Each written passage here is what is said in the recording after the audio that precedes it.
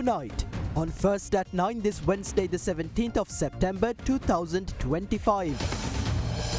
Express construction. Construction of the Kadawatha to Mirigama stretch of the Central Expressway resumes. Completion set for 2028. Investigations continue. Suspect in the Middenia drug haul Sampath Manamperi surrenders to court. Ordered to be detained for 7 days. Bako Saman and Thamili Lahiru to face further questioning. Suspect's lawyer found in the possession of a firearm in court. Shocking strikes. CEB trade unions begin 2-day strike. President vows to continue restructuring despite objections. Asset probe. Samagi Jana Balavege files complaint over alleged discrepancies in Minister Vasantha Samarasinghe's asset declaration. Kalin baby soap rupial 90කට. Kalin baby podi හැමෝටමයි. This is Derana First at 9. Live from Studio 24 in Colombo. Good evening, you're joining First at 9, brought to you by Sri Lanka's premium news provider, Derana. I'm Tarindu Mahendra, joining you live with the latest in Sri Lanka and around the world. We begin with your top story tonight. Construction of the Kadawatha Mirigama section of the Central Expressway, which had been halted, resumed today under the patronage of President Anura Dissanayake. The project is scheduled to be completed and open to the public by September 2028. The construction of the Central Expressway from Kadawatha to Dambulla began in 2015. It consists of 4 phases. Phase 1 from Kadawatha to Mirigama, Phase 2 from Mirigama to Kurunagala, Phase 3 from Pothuhara to Galagedara, and Phase 4 from Kurunagala to Dambulla. The second phase from Mirigama to Kurunagala was the first to be completed and was opened to the public in January 2022. However, construction of the first phase from Kadawatha to Mirigama was halted due to the economic crisis, political instability and several environmental concerns. Construction of the first phase officially resumed today. The inauguration ceremony was held at the Kadawatha interchange under the patronage of President Anura Dissanayake. The plaque marking the commencement of construction of the initial 500-meter stretch connecting the Kadawatha interchange to the Central Expressway was unveiled by Deputy Minister of Transport and Highways, Dr. Prasanna Gunasena.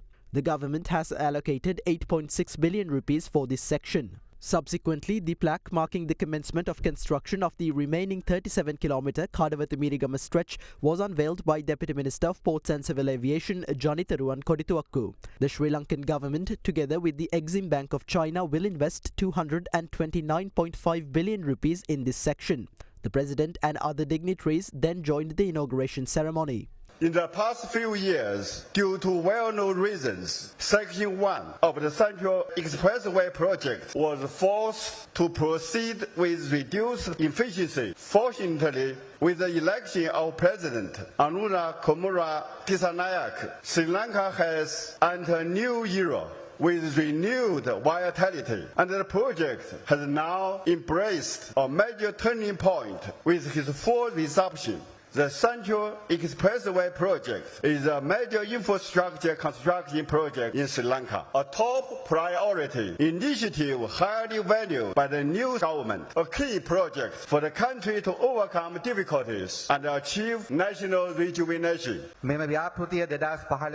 After signing the agreements for this project in 2015, construction began in 2020. However, due to the economic crisis, corruption and various inefficiencies, work was halted. As a result, according to our calculations, Sri Lanka has to pay an additional 35 billion rupees on top of the original cost of the project. Today, 2 projects are being launched: the Kadawatha interchange, which we aim to complete within 15 months by December 2026, and the 37-kilometer Kadawatha Mirigama stretch, which will take around 32 months to complete. Before the entire 37-kilometer network is finished, we will also complete the Pothuhara to Rambukkana section, giving the country an operational expressway up to Rambukkana by the Sinhala and Tamil New Year in 2028. ඉදිරියේදී ලංකාවේ අධිවේග මාර්ගය රඹුක්කන දක්වා 2028 සිංහල දෙමළ අලුත් අවුරුද්ද වෙනකොට සම්පූර්ණ වෙනවා. අපි දන්නවා අපේ රටේ නීතියක් තිබුණා. In the past, only small-time criminals were apprehended while powerful figures escaped justice. We will uphold the principle that everyone is equal before the law. The law will reach places and people who once believed they were above it, and this cannot be reversed by any power. A stable country requires that everyone be held accountable under the law. Due to political decay, organized crime has taken root and created a hidden underworld empire. They smuggle weapons through legal channels, traffic drugs under police protection, receive protection from political authorities, obtain passports illegally, and register vehicles through legal bodies. We are committed to eradicating this criminal network completely. Those we have already arrested were responsible for about 50% of the country's drug trafficking and had funded political authorities in various ways. Some MPs received monthly payments and certain ministers visited gang leaders' homes regularly. This has been revealed. The challenge of stopping this now lies with the police, and I thank them for their efforts. I am confident they will succeed. We are moving forward with stability and will not be distracted by minor political disruptions. Regarding new laws, let me state clearly that citizens should not have to bear the expenses of rejected politicians. We will remove them all. අපේ ජනතාව කිසිදු මුදලක් ඒ වෙනුවෙන් වැයබරකට නොදරිය යුතුයි. කිසිදු මුදලක්. අපි සියල්ල පිරිසුදු කරමු. ඔයාගේ හීන ලන්තේට අපිත් එක්ක යන්න අදම සනස ලයිෆ් එක ඉන්ෂුවර් වෙන්න. Trade unions affiliated with the Ceylon Electricity Board initiated a 2-day sick leave protest today over a series of unresolved demands primarily centered around the restructuring of the national power supplier. This move marks an escalation of the ongoing Work to Rule campaign. On the 4th of September, employees of the Ceylon Electricity Board initiated a Work to Rule campaign in protest of multiple issues, including the restructuring of the state power supplier. The trade union action is being executed in 3 phases. However, citing unsatisfactory and delayed responses from the authorities, trade unions have now intensified their industrial action. As part of this escalation, employees have resorted to reporting sick leave today and tomorrow. We urge the government not to delay or overlook this pressing issue. The ongoing restructuring of the CEB neither serves the interest of the employees nor benefits the consumers. Should the government fail to meet our demands, we are prepared to escalate trade union action further by September 21st. Meanwhile, this afternoon, CEB employees who had reported sick leave gathered outside the CEB headquarters to stage a protest, demanding that the restructuring process be carried out transparently.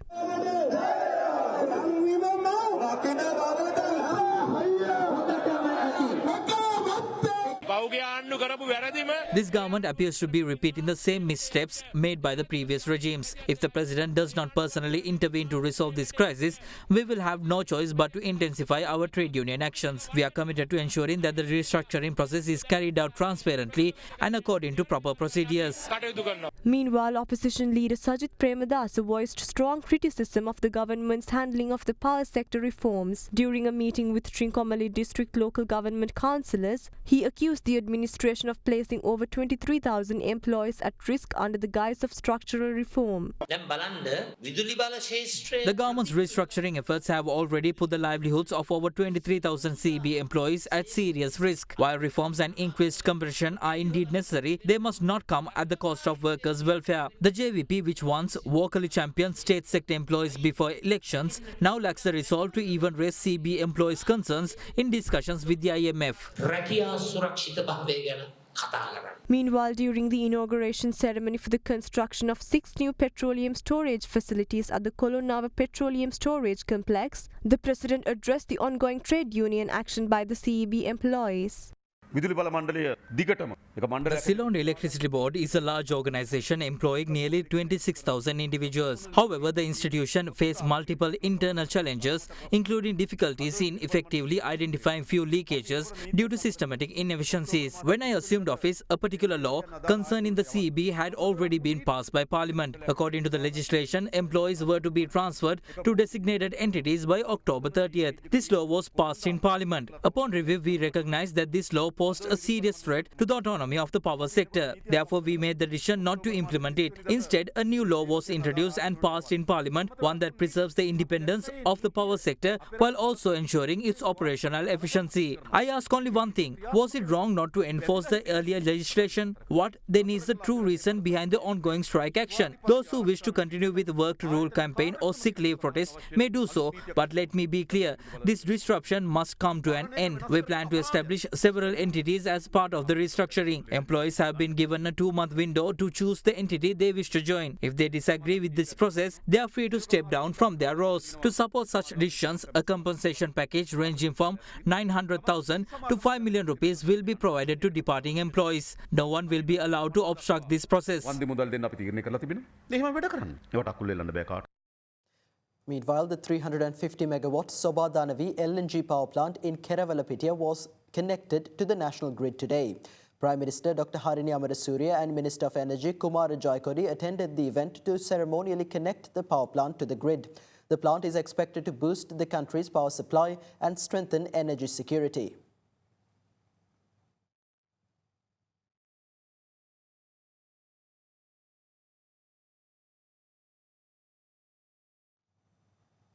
Sampath Manamperi, who was evading arrest in connection with containers containing chemicals used to manufacture crystal methamphetamine discovered in the Middeni area, surrendered to the Walasmulla Magistrates Court today and was ordered to be detained for 7 days. Similarly, Bako Saman and Thambili Lahiru were produced before the same court in connection with the murders of Aruna Vidana Gamage alias Kajja and his 2 children in Middenia and were remanded for further questioning. Meanwhile, a lawyer representing the 2 suspects was found in possession of a firearm at the court premises.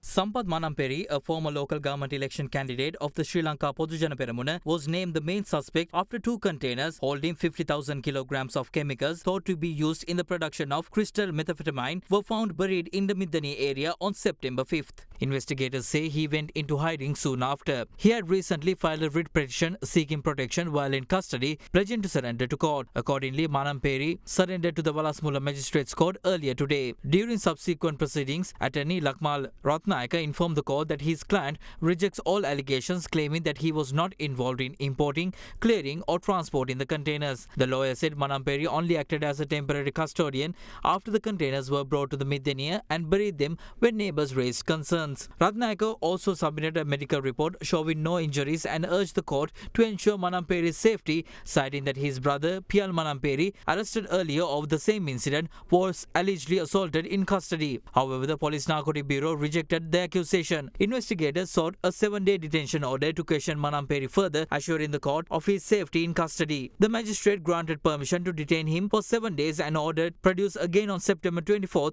with a progress report. Meanwhile, 2 other suspects, Bako Saman and Thambili Lahiru, were also produced before the same court today. Investigating officers stated that they are the 14th and 15th suspect in the February 18 triple murder of Aruna Vidana Gamage, alias Kajja, and his 2 children in Middenia. Interrogations revealed the killings were carried out under the direction of the suspects while abroad, and the shooters were supplied firearms with their knowledge. The officers requested permission to continue questioning them in custody, and the magistrate remanded the duo until December 2nd. The case will be taken up again on December 3rd when the suspects are to be produced before the court. Meanwhile, a firearm was found in the possession of one of the 3 attorneys representing the 2 suspects during a police search prior to their entry into the court premises. The magistrate has ordered the Walasmulla police to investigate the matter. The Samagi Jana Balavege's anti-corruption wing filed a complaint with the Bribery Commission today, alleging discrepancies in the assets of Minister Wasantha Samarasinghe listed on the Commission's website.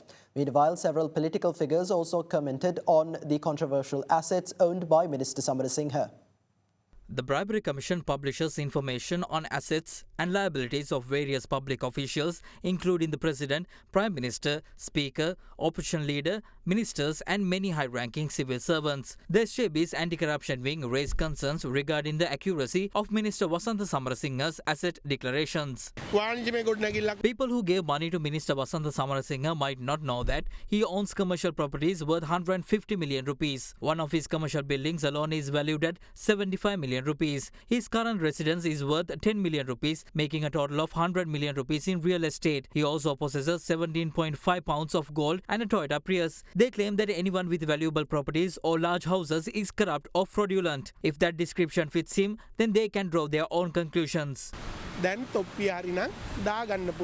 Additionally, political platforms today saw several opinions expressed concerning Minister Samarasinghe's reported assets.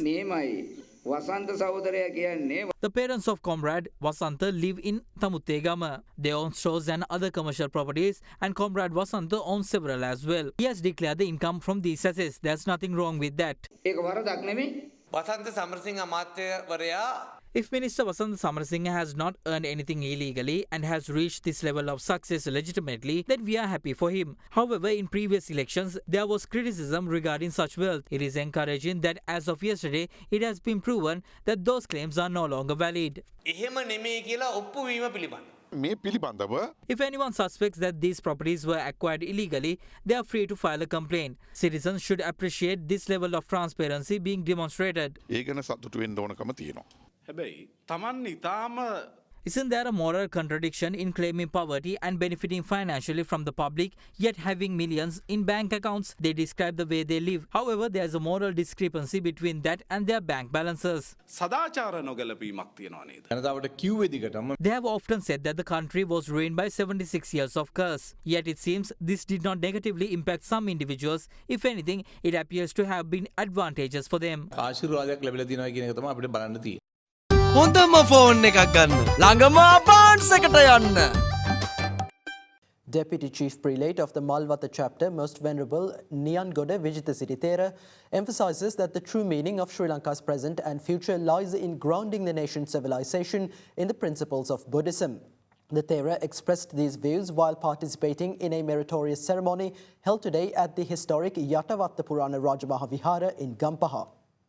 An alms-giving ceremony was held today at the Vidyaravinda Mahapirivena, situated within the historic Yatavatta Purana Rajamaha Vihara in Gampaha, in celebration of the birthday of Sarvajanabale leader Dilip Jayavira. The offering, a gesture of reverence and gratitude, was extended to 260 Buddhist monks. A ceremony also featured a special religious observance commemorating the 161st birth anniversary of Anagarika Dharmapala, a national hero and pioneer of Buddhist revival in Sri Lanka.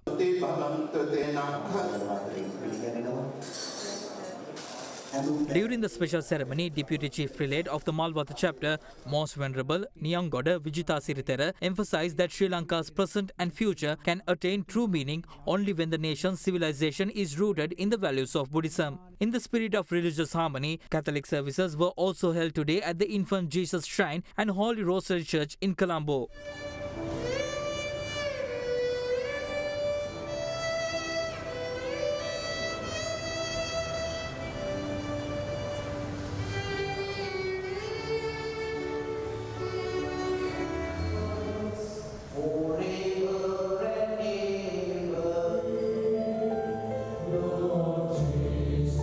As part of the day's proceedings, MP Dilip Jayavira engaged warmly with attendees, taking time to converse with participants and express appreciation for their presence and blessings. The Sri Lankan passport has fallen to the 97th position in the latest Henley Passport Index 2025 global ranking. At the start of the year, Sri Lanka had improved its standing by 5 positions, moving from 96th to 91st. However, the latest update shows that the country has fallen to 97th, 1 spot below its 2024 placement. Sri Lanka's visa-free access has decreased from 42 destinations to 41, leading to a tie with Iran, which shares the same rank. The Henley Passport Index assesses passports from around the world based on the number of destinations holders can access without obtaining a visa in advance.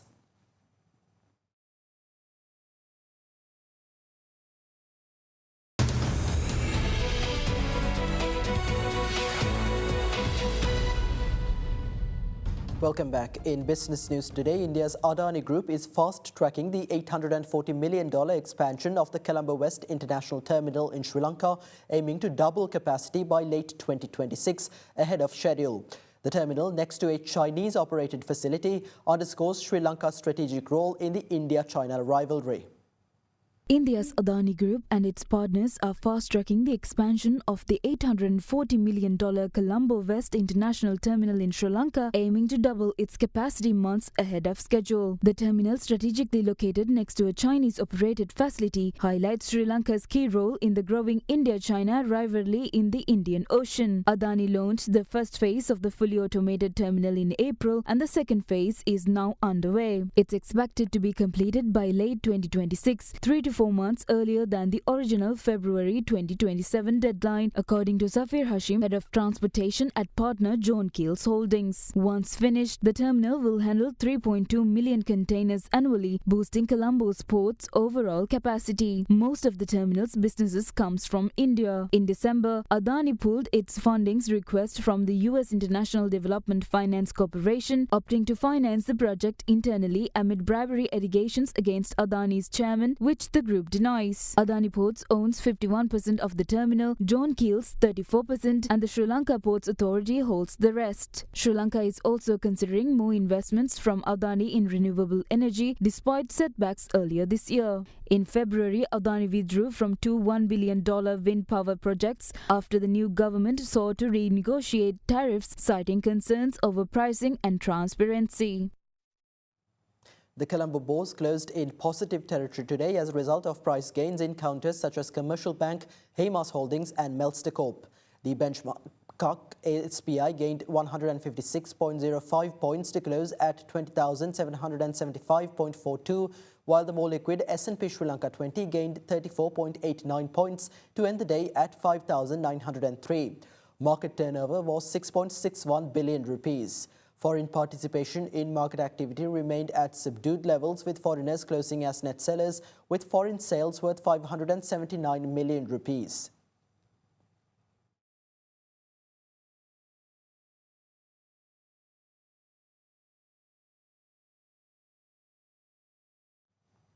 And up next, we have Minal Wickremege from Capital Alliance in our next segment, Economic Outlook.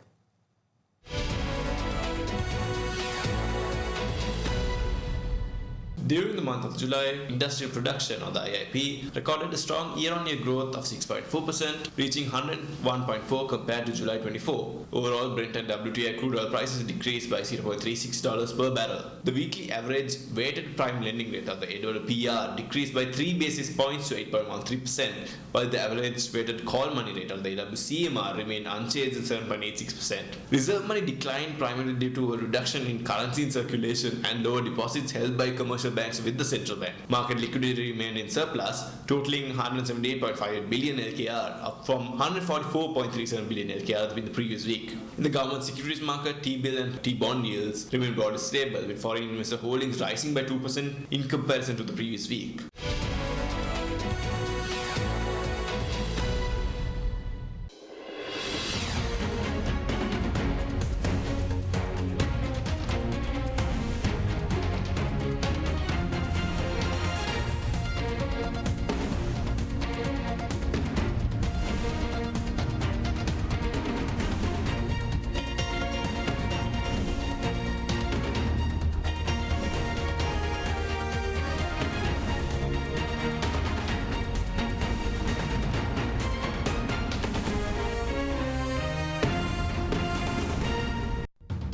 That's all for tonight from First at 9. Thank you for joining. Have a great night.